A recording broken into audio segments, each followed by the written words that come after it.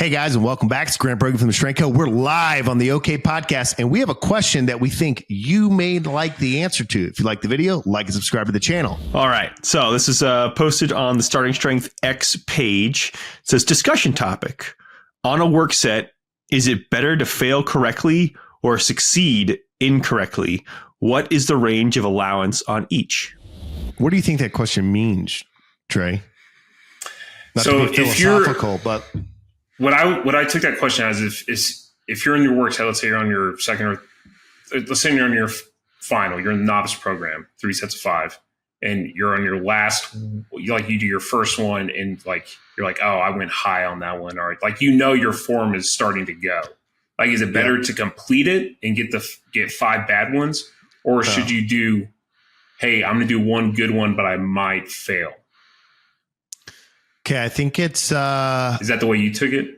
Yeah, that's kind of how I took it. I didn't think depth in the squat, and that changes my answer a little bit. Because what I think in the squat, and I coach all the time, is tell people, I would rather you do 3 correct than 5 wrong, right?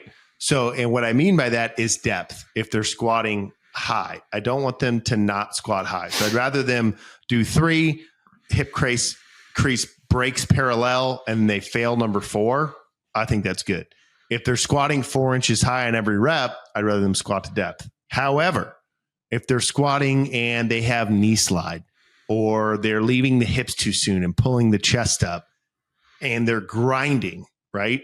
If you ever watch really heavy squats by efficient lifters, the grind should never really look bad, right? It's just I'm driving my hips up, the bar's over mid-foot, and it's slow.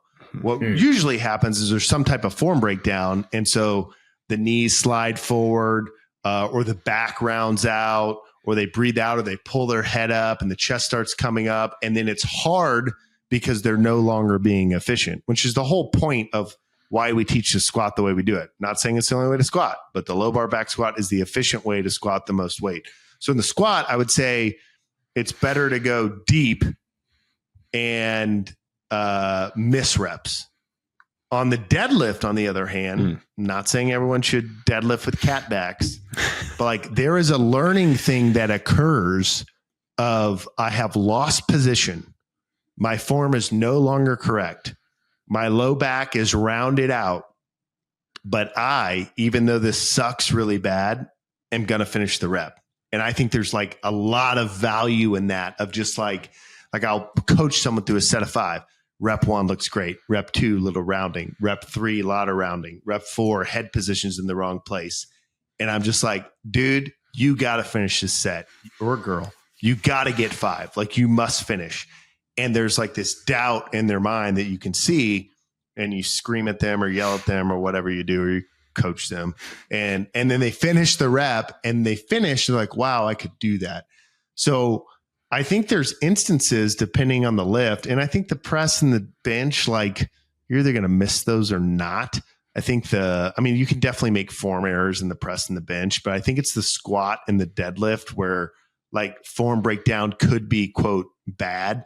I also don't think I think if you're pulling 395 for 5 and the first 3 look great and number 5 is rounded out, I don't think you're going to crack your spine. I think it's okay. I think you should be trying to hold your back in position. I don't think I answered the question, but I guess my thought would be, I don't want you to not do the complete range of motion. Yeah. I think if you're doing the complete, if you're doing the complete range of motion, I think it's okay to finish it incorrectly, especially having coached a wide variety of people. The problem usually is not form. It's the guts to go for it, right? I hate when someone lets go a rep 3 and I'm do you understand how many sets of 5 I've watched? You definitely had 2 more, but they stop and then they'll say something my back was rounding out, which is a valid thing to bring up. But yeah, I'd rather the person finish it. I think there's more learning there. And I don't think the risk is as bad as people think. You're not your back is not going to break in half. It's most of the form stuff that's taught is for efficiency, or it's for attempting to use stuff, right? So if you're first 3 reps of the deadlift, your back is flat, I know that you are contracting your lumbar muscles and you're bracing your abs and you're trying to hold. And what's happening is now you're fatigued and there's some rounding. If you just go rip the bar off rep 1 and you look like a cat in the toilet, like we have a problem. But if it's form breakdown throughout the set and the load is moving and it's a new load and you're getting the whole range of motion, I'm just going to tell you, hell yeah, brother, finish the set. Now, Hell yeah, brother. Caveat off that, man. If, let's say, they had not the greatest form and then they went up, would you tell them to go up next week and like, hey, try to add more weight? Yeah, good question. So we had a guy on Slack this week or today that posted a set of 5. And last week, I forgot what it was, might have been like 375. And he posted a set of 5 last week. I was like, hey, you need to lock your knees out.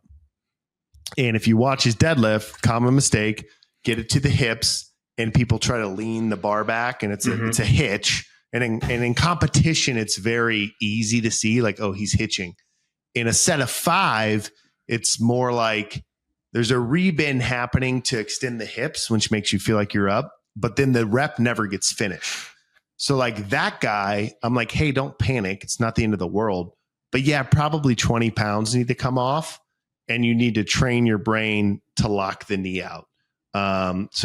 Some of it depends on the error, but I think minor breakdowns, like if it's like, hey, I'm locking out every set, I'm completing the range of motion, but reps 4 and 5 look like trash, and I'm at the end of my NLP, I'm going to tell him to go up. If he's not squatting to depth, I'm going to say stop going up. I'm not necessarily going to say go down in weight, because if you just did 215 for 3 sets of 5 to depth, and then now at 220 you're squatting high, that's a you problem, because like the adaptation occurred. It's only 5 pounds of difference. Like you can totally do this. You're just scared. You're mental. You're in your brains. I guess my answer would be most of the time I would say go up, unless you're not finishing the range of motion. And I'm not saying that form doesn't matter. Obviously, form matters a lot. But the bigger problem, having coached a wide variety of people, is most people just quit. And like if you're going to get strong and lift heavy, you have to learn how not to quit. And I'm also very against taking weight off. Everyone wants an excuse to make it easier. Mm-hmm. So I squat 235 and maybe they're all a little bit high and they're like, okay, therefore I need to reset and go back down to 200. No, you just need to commit to sinking your squats, right? So I'm coaching. The form part is about efficiency, but the hard part is about mental toughness. And that's like the part that you end up coaching a lot more.